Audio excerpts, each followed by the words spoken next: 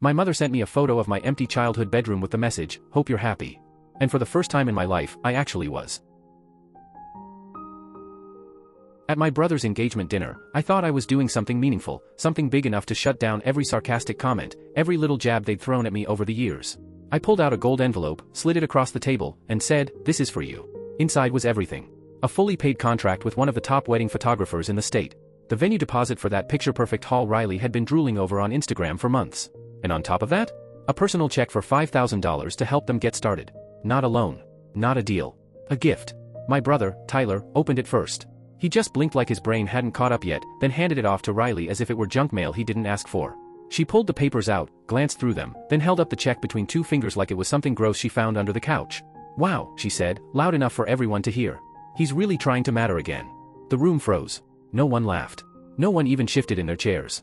My parents stayed quiet, which wasn't surprising. After all, they hadn't worked in years because I pay their bills, including the second mortgage they snuck in to cover Tyler's failed supplement business. Tyler just stared at his plate, which was funny coming from the guy who once called me at 3 in the morning sobbing after maxing out his last credit card on podcast equipment, for a show that never aired a single episode. And Riley's parents? Sitting across from me with polite little smiles, pretending the moment hadn't even happened. I reached over, took the envelope right out of Riley's hand, and slid it back into my coat. "Let me try less," I said. Then I stood up. No yelling. No scene. I walked out of that restaurant like I was leaving a routine doctor's appointment. Calm. Cold. Done. In my car, I just sat there for a while, staring at my phone lighting up with missed calls. 1, 2, then a text from the venue confirming the cancellation. Non-refundable deposit? Perfect. I could already picture the table without me. Tyler, still grinning like it was no big deal. Riley, fuming, thumbs flying across her phone to tell someone how I overreacted. My mom whispering that I've always been too sensitive. My dad checking the bill to make sure nobody ordered dessert before I stormed out. But here's what they didn't realize, I wasn't angry. I was finished. This wasn't about one snide comment. It wasn't about the envelope. This had been building for years. Since I was 16 and got into my dream college, only for my mom to tell me not to brag because Tyler hadn't even applied. Since the day I launched my business and they called it risky, only to send me Tyler's resume a year later, asking if I could find something for him. Since every single slight, every dig, every moment where I was good enough to be useful, but never good enough to matter. They'll say I was dramatic. They always do. But they'll understand soon enough. When the rent doesn't go through. When the gas bill goes unpaid. When my mom's card gets declined at the grocery store and she hears from the bank that the automatic transfers have stopped. That envelope? It wasn't just a gift. It was a warning. And they ignored it. What happens when the person you've leaned on for years suddenly steps away? They were about to find out. The first 2 days after that dinner? Dead silence. No texts from my parents. No snarky emoji from Riley. Not even a half-hearted, "bro, chill," from Tyler. It was like the entire family had gone into witness protection at the same time. Which told me exactly what was happening. They were talking to each other, just not to me. And honestly, I didn't mind. For the first time in years, I wasn't juggling their overdue bills, decoding their passive-aggressive messages, or trying to stretch my budget to cover someone else's screw-ups. I worked. I slept. I worked again. Ordered takeout twice. It was quiet, almost peaceful. Then came day 3. I picked up an unknown number out of reflex, and of course, it was my mom. "No, how are you?" No apology. She went straight for the jugular. "Why would you cancel the venue? You knew how much Riley loved it." I laughed. She made it clear she doesn't love anything I do. Silence. Then, right on cue, "You didn't have to take it so personally. It was just a comment." She was joking. I asked, "Did you laugh?" Silence. "Did Tyler laugh?" Nothing again. "So you all sat there, watched her take a cheap shot at me after I handed them a gift none of you could afford, and not one of you said a word." Her reply? "John, you're punishing everyone over one moment." That right there, infuriated me more than Riley's smug little line ever could. "I'm not punishing anyone," I said. "I'm stepping away from people who only value me when I'm handing out cash."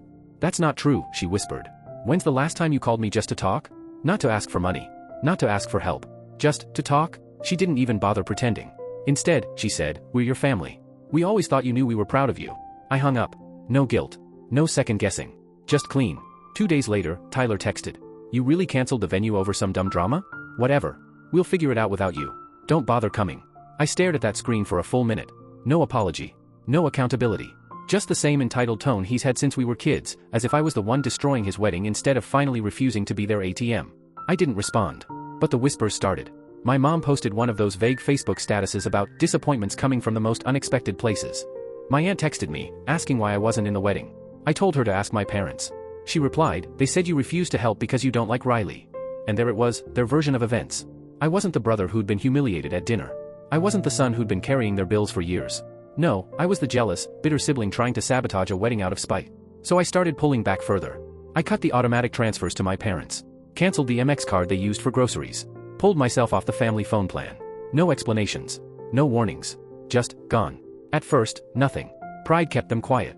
But eventually, my dad cracked. He left me a voicemail. "You've made your point, John. I hope you're happy. You ruined the wedding. Humiliated us. Abandoned your family over a little comment. You're acting like a traitor to your own blood." That word, traitor, hit me like a punch. He said it like I'd joined the enemy in some war, but the truth? I hadn't chosen sides. I just stopped playing their game. The wedding went ahead anyway, a week later. Backyard ceremony, folding chairs, a rented dance floor shoved into the garage. I saw all of it on Facebook. They looked happy enough, smiling in their budget version of the dream day I'd already paid for once. My chair was empty. Nobody reached out, except Riley's dad. 2 days later, I got a text from him. "John, I don't know what really happened, but I saw your envelope at dinner. I saw what was in it. Just wanted you to know some of us noticed. Hope you're doing okay." I sat with that message for a long time. Because out of everyone, the man who owed me nothing was the only one who actually saw me. 2 weeks later, my mom called again. This time her voice was sweeter, careful. "The electric bill, it tripled this month. Could you just cover it?" I told her I had shut off all automatic payments. Silence. She was waiting for me to laugh, say I was bluffing. Then, "Why are you doing this?" I reminded her they called me a traitor. "That was just your father being emotional," she said quickly. I cut her off. "I don't care about how emotional anyone is unless they're finally apologizing." She sighed. Mumbled something about pride and forgiveness, how families go through rough patches. "Forgiveness requires accountability," I said. Then I hung up. And for the first time in years, I felt lighter. Next came Tyler. No apology, no explanation, just a screenshot of his bank account. Balance, $2,347. No message attached. A few hours later, another text finally followed. "Can you spot me for rent? Riley's boutique is slow this month, and our landlord's on our ass. I'll pay you back." I actually laughed out loud. Tyler has never paid me back for anything, not the car, not the laptop, not the emergency flights I bought when he messed up his travel plans. Nothing. For years, I told myself it didn't matter, that I was just helping my brother get on his feet. But here's the truth, Tyler never planned to stand on his own. He was perfectly fine living on mine. I didn't reply. A few days later, my parents showed up at my building. They couldn't get in without buzzing, so I watched them through the window for a minute, debating whether to answer. Finally, I let them up. Some part of me wanted to see how far they'd go. My dad did most of the talking. He said Tyler was struggling. That Riley had taken on debt for the wedding. That they were barely holding it together. I asked him flat out, "And how is any of that my responsibility?" My mom jumped in with her favorite line, "Because we're your family." That phrase again. I looked them both in the eye and asked, "What does that mean when being family only works one way?" They stared at me like I'd spoken another language. I told them I hadn't minded helping before. I'd paid bills, covered emergencies, even smiled through insults without complaint. But once they made it clear that my presence, my respect, meant less than Riley's approval, the equation changed. Then my dad said something I'll never forget. "We told Riley's family that you were struggling with mental health issues. That's why you weren't at the wedding." We had to say something. I just blinked. I didn't even ask why, because I already knew. They didn't want to admit the truth, that they'd let Riley humiliate me and stayed silent. So instead, they threw me under the bus with a story that made them look innocent. My mom even added, like it was a favor, "You know how people talk." That was it. That was the final nail. I told them to leave. As they got up, my mom said, "You're going to regret cutting off your family." I told her, "I'm not cutting off my family. I'm cutting off the people who betrayed me. If there's any family left underneath that, let me know." After they left, I sat down and waited for the anger, or the grief, or even guilt to hit me. Nothing came. Just relief. That weekend, Riley's dad called me. Not a text, a real call. He said, "I heard what they told people about your mental health. I'm sorry." I thanked him quietly. "You didn't deserve that," he continued. "I don't know you well, John, but I could see you were trying to do something generous." They twisted it. Riley included. "Don't let them rewrite the story. You're not the bad guy here." I didn't say much, but those words stuck. They still do. Of course, the attempts didn't stop. Missed calls, guilt-laden texts, Tyler begging for money again, my parents trying to work things out. But once you see people clearly, you can't unsee them. By the 4th week, the calls slowed, but the manipulation found new forms. My dad emailed me a spreadsheet labeled Family Budget Breakdown. Every expense, every overdue bill, and a neat little column called John beside them, as if I were a line item on their accounts. I didn't respond. Then Tyler emailed me a PDF titled Business Proposal. A laughable pitch for a fitness app. He wanted $15,000 for a 30% stake, claiming it would repair the trust between us. The proposal was riddled with buzzwords, stolen screenshots, vague promises, and a line about Riley handling branding. What floored me wasn't the desperation, it was that he called it trust. As if me throwing money at another doomed idea was what trust meant in this family. That same week, I was in a late client meeting when my phone buzzed. Unknown number. I ignored it. Another call. Then a message, subject, "Thought you should know." Attached was a grainy photo, clearly snapped from behind a window. Tyler was in my parents' driveway, arguing with someone who looked like Riley's mom.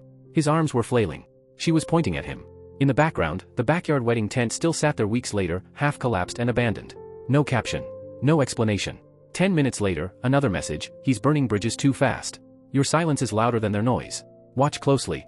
No name. And weirdly, it unsettled me, not out of fear, but because it meant someone else had been paying attention this whole time. That weekend, I ran into Riley's younger sister, Emily, at the grocery store.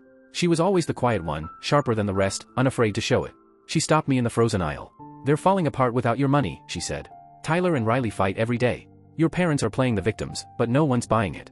I asked her why she was telling me all this. She shrugged. Because I was there at dinner. I saw what happened. I saw Riley smirk. I saw your parents sit in silence. That was messed up. Then she looked me dead in the eye and said something I'll never forget. People don't forget who stays quiet, or who walks away with dignity. It wasn't much. But it was enough. Enough to confirm what I'd already started to believe, people were beginning to see the truth. And that's when things took a turn I never expected. It started with a ping on my phone, a LinkedIn notification. Someone had viewed my profile. Riley. No message, no follow-up. Just her name sitting there like a fingerprint on glass. The first direct sign of her since the dinner. The very next day, Tyler texted me again, Riley's talking about moving out. She says I've changed. We're drowning here, man. I know you're mad, but don't let this destroy everything. Everything? What exactly did he think we were preserving? The day after that, my mom sent me a picture, her and my dad smiling at a diner booth with the caption, miss you. Wish you were here. It's not the same without you. But the timestamp on the photo gave them away, it wasn't even recent. They were recycling old moments, trying to patch together a version of family that didn't exist anymore. I wasn't fooled. And I wasn't going back. Not this time. Mid-April, Tyler showed up at my office.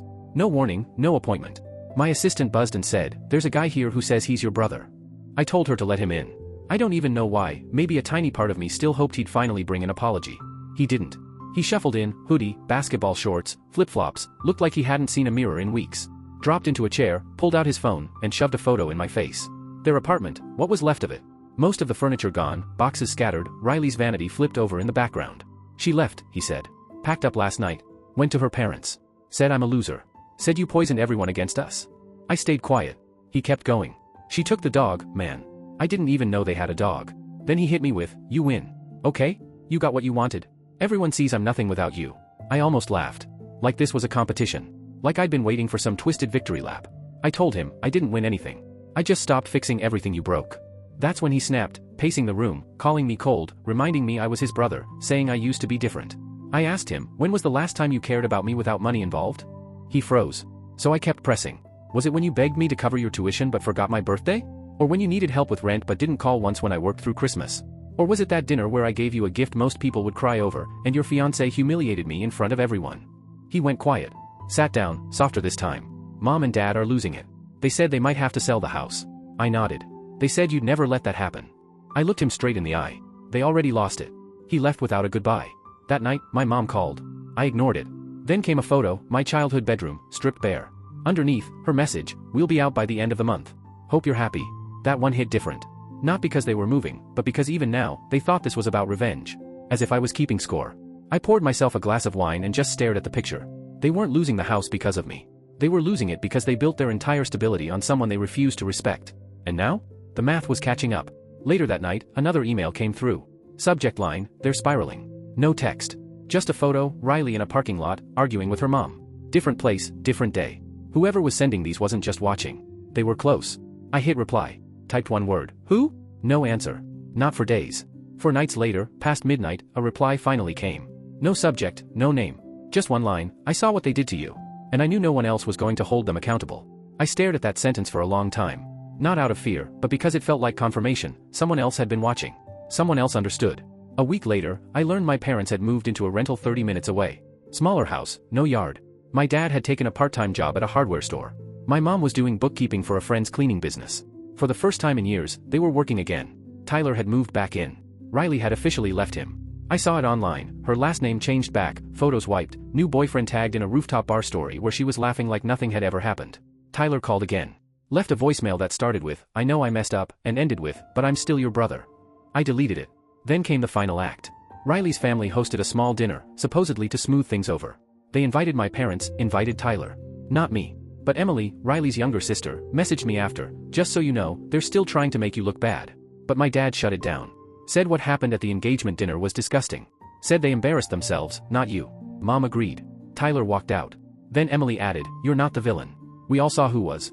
That message, it meant everything. Because it proved that even if I had lost my family, I hadn't lost the truth. A week later, my mom called again. I stared at her name flashing on my phone before declining. Seconds later, a text, "Your father's health is declining. We're not asking for money. Just don't let this be permanent." I didn't respond. Because I had tried for years to make it temporary. I had been the fixer, the wallet, the dependable one. They mocked me when I offered them everything. They stood behind Riley. They stood behind Tyler. They stood behind each other. But never once behind me. And now? All that remained was silence. Silence they earned. And for once, it was enough. These days, my life is quieter. I still work too much, still haven't taken a vacation in 3 years. But my phone buzzes less. Nobody's asking for favors. And, I've started seeing someone. She knows the whole story. Every detail. One night she looked at me and said, "It sounds like you lost something big." I shook my head. No. I stopped feeding something small. She smiled. And for the first time in a long time, I did too. But the story didn't end there. Last week, an envelope showed up in my mailbox. Plain, off-white. No return address. Inside? A cashier's check for exactly $8,200. At first, I thought it was a scam. But then I remembered. The wedding venue deposit, $5,000. The photographer, $2,000. The extra $1,200? That was part of the personal check I gave them to get started. $8,200. To the dollar. They never paid me back. Never even acknowledged it. So either someone's conscience got heavy, or someone else decided to make it right. The bank told me it was purchased in cash. No trail. It wasn't Tyler. If he had money, I'd have 10 new texts begging for more. It wasn't my parents. They're barely scraping by. But Emily? She knew every detail. She saw the receipts. She even told me, "They're falling apart without your money." She's the only one who would know the exact number. I haven't cashed it. It's sitting in a drawer. Because this isn't about the money anymore. It's about the fact that someone, finally, thought I deserved something back. Even if it came too late from the people who should have done it first.